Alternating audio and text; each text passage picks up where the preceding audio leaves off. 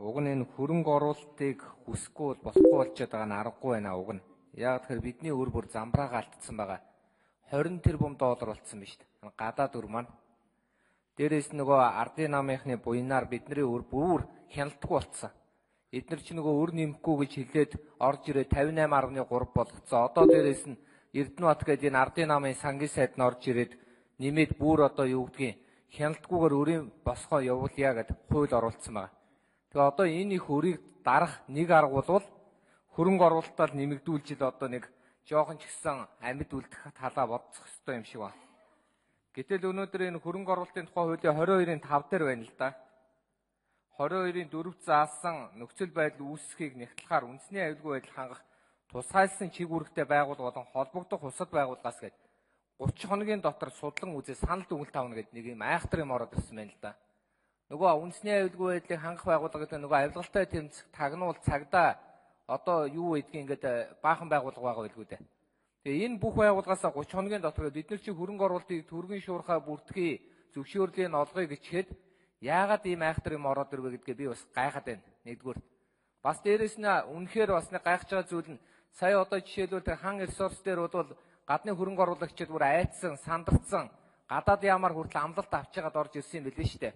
Яагаад вэ гэвэл танаа дээр очих юм бол бидний байр нь 20 одоо юу гэдгийг шорондоо хийн гэж тэгээ бид нар хийхгүй гэж хэлчихэд нөгөө хүн нь ирээд нас урцсан асуудал байж байгаа.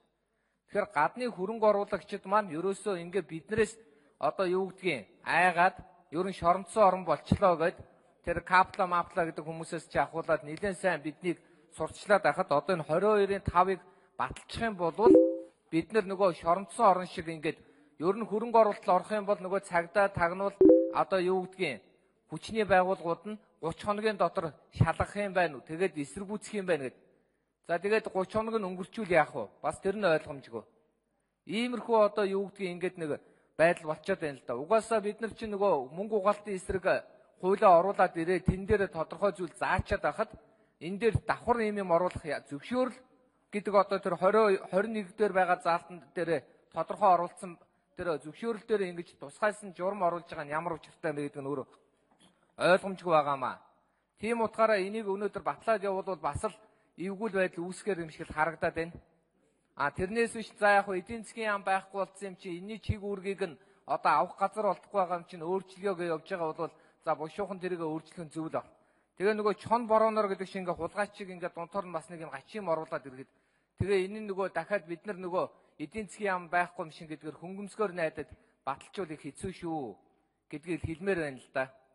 Тэгээ тэр одоо бас энэ 5 толгой 2 толгой гэдэг энэ бас нэг монопол зүйлүүд ороод ирвэл хэцүү шүү дээ. Аль болох олон хөрөнгө оруулагчтай байж ижил өнөөдөр энэ гадны хөрөнгө оруулалтын хяналтанд орохгүй байхгүй бол оюу толгойч одоо манай хөрөнгө оруулалтын бараг 70-80% эзэлсэн гэж хэлээд гадагшаага сурчлагаа хийхдээ маш төвөгтэй.